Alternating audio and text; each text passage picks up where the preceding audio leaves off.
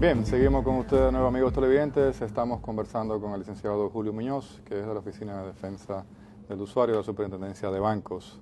Tanto Luis como nosotros hemos hecho algunos preámbulos y hemos ya entrado en materia con relación al tratamiento que tiene este instructivo y a la importancia del mismo. Señor Muñoz, en el segmento anterior se nos quedó en el tintero la pregunta de cómo este mecanismo va a funcionar, o sea, cuál es la médula del instructivo, el tema de las tasas, de cómo el usuario va a estar informado, cómo puede el usuario proceder con relación a lo que tiene el instructivo, qué mecanismo hay de contacto entre ustedes y los usuarios, cuál ha sido la reacción que ha tenido la banca con relación al instructivo, está la banca preparada, no ha hecho ningún tipo de objeción.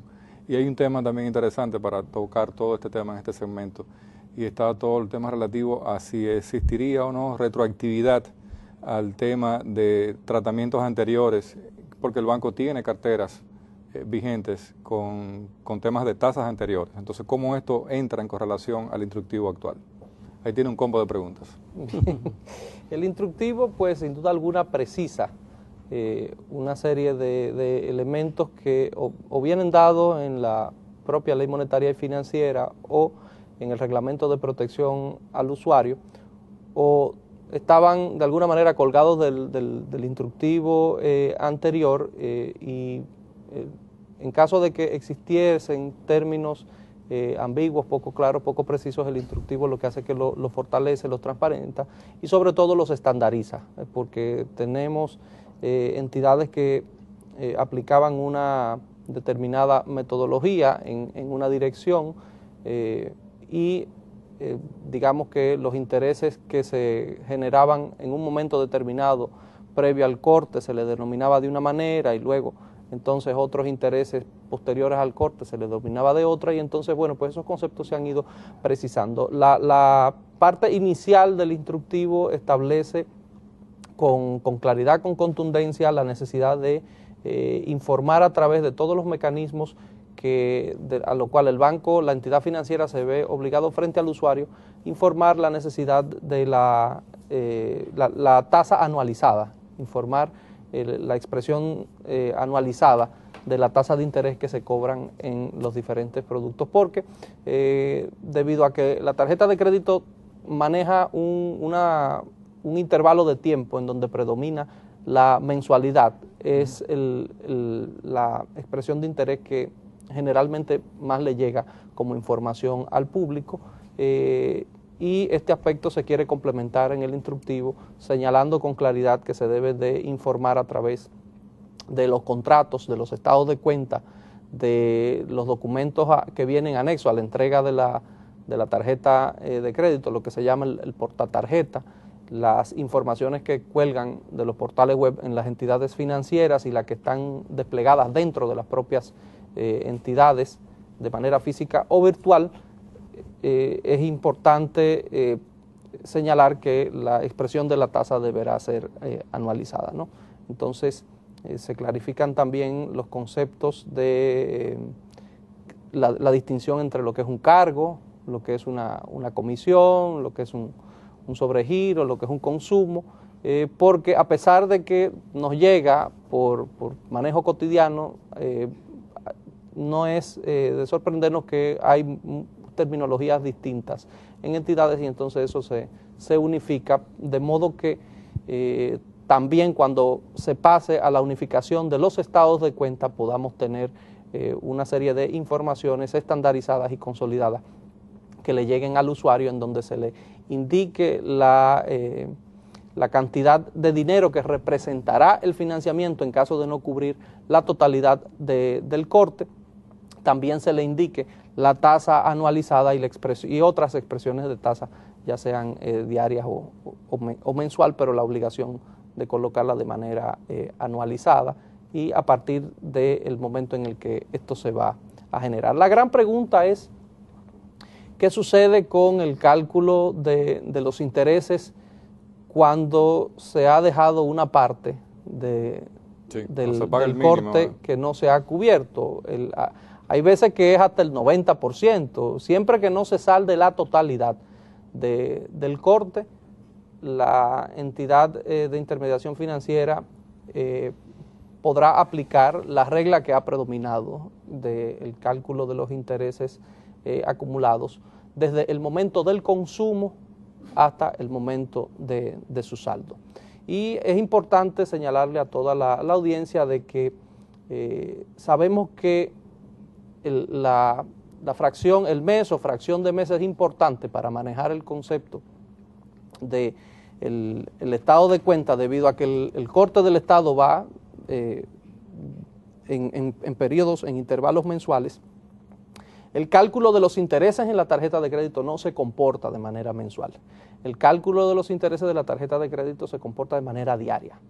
La tarjeta de crédito es una línea de crédito, es una facilidad de crédito revolvente, sí, que se calcula diariamente sobre el balance acumulado que tiene la tarjeta ese día. Pero, digamos, el balance financiado. El balance, bueno, el acumulado. Ya dependiendo de si se salda el corte o no, entonces pasaría a ser un balance financiado. Entonces, desde el momento en el que se origina el consumo, desde ese mismo momento se va calculando, no necesariamente cobrando, pero se va calculando el interés que va generando ese consumo. ¿Cómo pueden los usuarios conocer cuál es ese interés que se le va a calcular a su tarjeta de crédito? Bueno, pues sencillo, obtenga la tasa anualizada, divídala luego entre 12 y luego entre 30, o la tasa mensual que le informe el banco y divídala entre 30, que es el mes comercial que está establecido para el cálculo, como base de cálculo. Eso, ¿no?, le permite conocer el cálculo diario o la tasa diaria. Así es. Digamos que una tasa de interés de un 8% mensual, de una tarjeta que cobre un 8% mensual, le daría un 0.26% diario. Entonces, ahora, perdón, yo creo que hay un tema importante y creo que el tema del instructivo, yo no quisiera que fuera a quedar en el ámbito del público, que es más que todo un documento informativo. Cuando usted plantea el tema de las tasas y lo dejamos a la ley monetaria de oferta y demanda, ahí queda la gran duda con el tema de cuál es la tasa. Un 6, un 8% no es la tasa de mercado. Es una tasa que los bancos utilizan para calcular los intereses en función de su capital de riesgo, en función de un producto. Porque ¿contra quién iría eso? O sea, ¿contra qué iría? ¿Cuál es la contrapartida contable del 8%? Y ahí es que la gente se basa. Al público le interesa el instructivo, le interesa el mecanismo.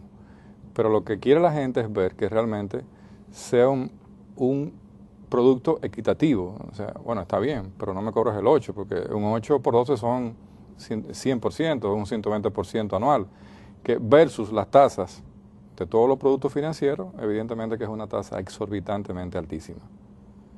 Y más que todo, que en función del mismo tipo de producto, la gente inmediatamente tú le cargas un monto excesivamente elevado, lo que trata de buscar es ir liquidando esos balances que tiene para evitar unas acumulaciones bastante altas en las tasas de interés.